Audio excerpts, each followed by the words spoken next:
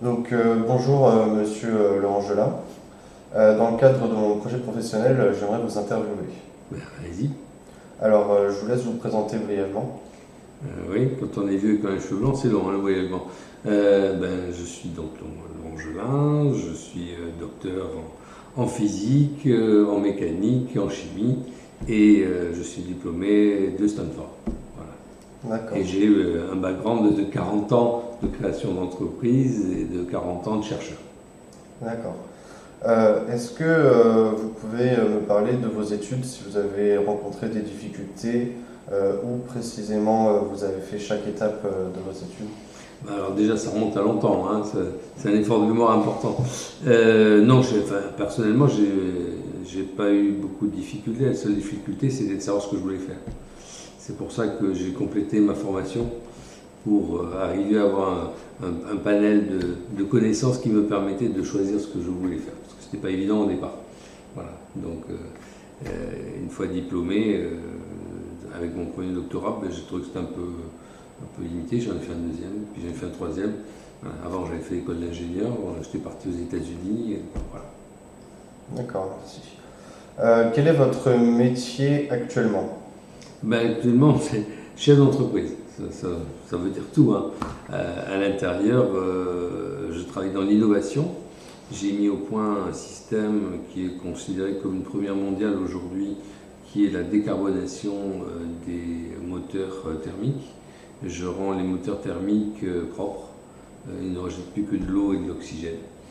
Donc ça nécessite des compétences en chimie, en mécanique, en physique. Voilà, c'est pour ça qu'on a un panel assez large. D'accord. Vous travaillez avec combien de personnes ou d'entreprises actuellement? Nous sommes quatre. Nous sommes quatre permanents. Nous ne sommes pas salariés. Donc, nous sommes quatre indépendants qui sont actionnaires à l'intérieur. Et puis j'ai un certain nombre d'autres actionnaires qui viennent prêter la main occasionnellement. Et je travaille avec le monde universitaire et certaines écoles d'ingénieurs à qui je confie des programmes, ce qui m'a d'ailleurs beaucoup retardé parce que le Covid étant passé par là, on est resté pratiquement un an sans pouvoir avoir d'informations avec l'université. D'accord. Est-ce que vous pouvez énumérer brièvement les différents métiers que vous avez exercés? Oui, on peut démarrer. Alors j'ai démarré en faisant mes études, j'ai créé une société aux États-Unis où on était dans la micro-informatique. Donc c'était la génération où on a créé les premiers ordinateurs type les Apple II, type voilà, le ZX Spectrum, enfin bon, les différents Sinclair et puis les Commodore et puis les Amstrad. C'était vraiment cette base-là. On a créé ça pendant nos études pour gagner un peu de sous, puis ça rentrait dans la note finale.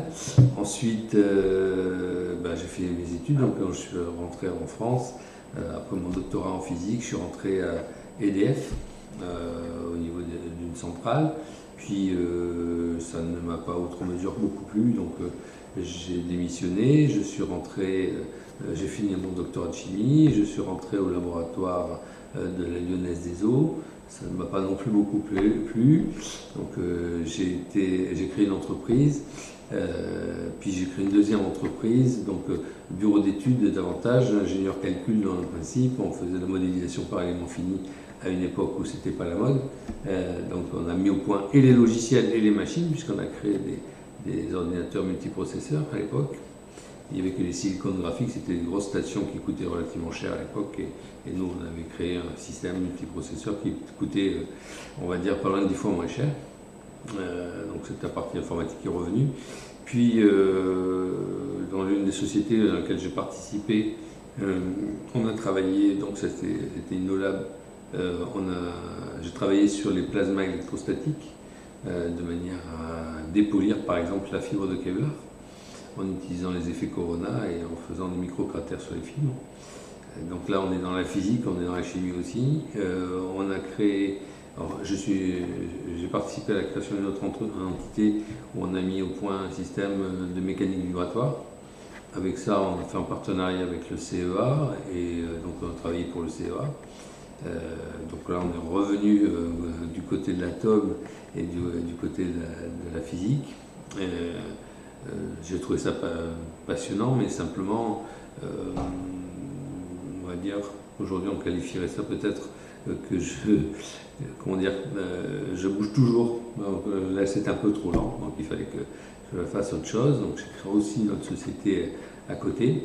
Et puis après, ces sociétés ont bien marché, je les ai vendues, j'en ai créé d'autres. Je suis devenu mécanicien, je travaille sur un brevet pour la mise au point d'un moteur sans soupape et sans culbuteur, vendu à un grand groupe, on va dire des pays du Golfe Persique, donc ce brevet. Donc là, je suis redevenu mécanicien.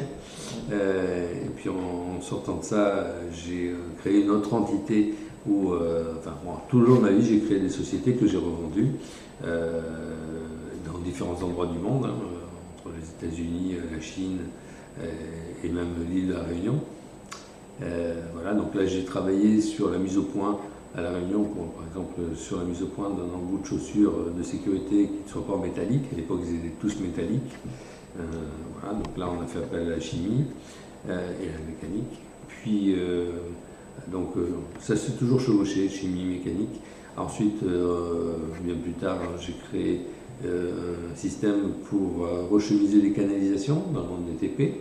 Donc c'est un système de chaussettes qu'on vient retourner à l'intérieur d'un conduit. J'ai fait ça avec une société italienne et puis le groupe Cassou ici en Aquitaine. Puis après, donc là on est dans la chimie et on est pour arriver à polymériser dans l'eau de mer et sous l'eau de mer. C'était une première mondiale, on a eu le prix d'innovation à Singapour. Ensuite, j'ai participé à la création d'une autre entité où on a travaillé sur la cardiologie interventionnelle, pour la cardiologie interventionnelle, sur un support brachial avec un carbone, une matrice qui était hydrogénée pour qu'elle soit la plus transparente au radar, enfin au rayon X. Voilà, puis après, je travaille sur ce projet maintenant depuis 4 ans. Voilà. D'accord. Il y a eu d'autres entités. Mais... Oui, donc vous avez eu beaucoup de métiers différents, beaucoup d'entreprises différentes, mais au final, ça tournait autour des mêmes domaines.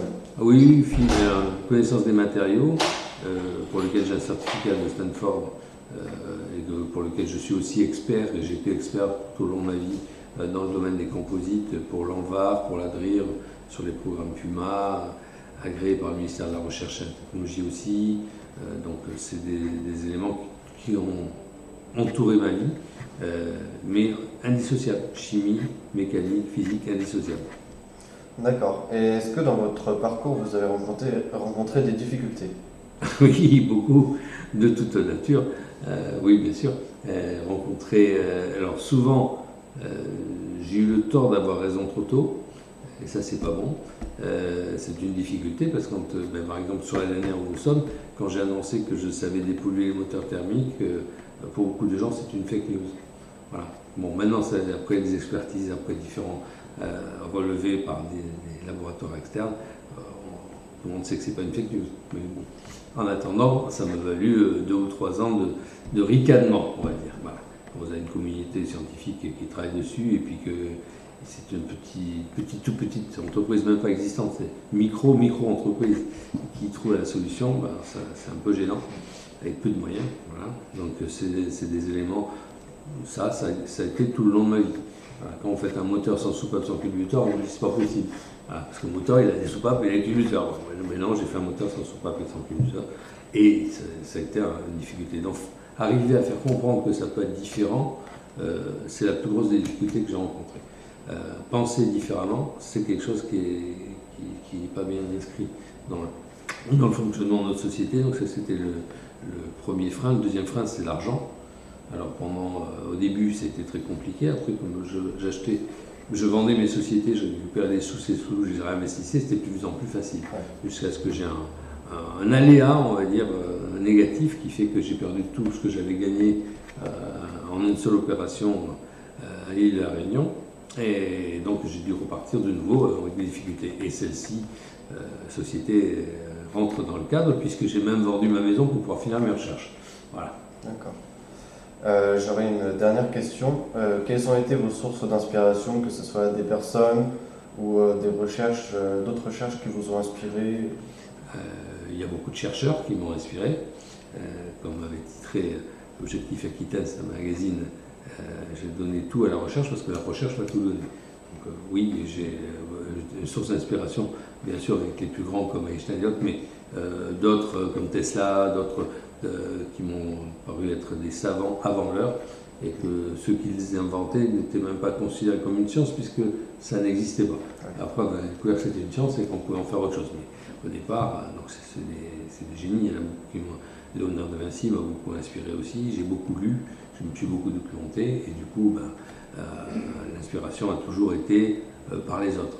Là, quand j'ai imaginé la solution pour CIA, j'ai considéré que rien ne se perd, rien ne se crée, tout se transforme. Oui, la vas-y. Voilà.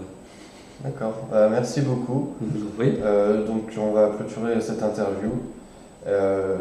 Merci d'avoir répondu à mes questions et bonne journée. Avec plaisir. Bonne chance à vous. Merci. Au Au revoir. revoir.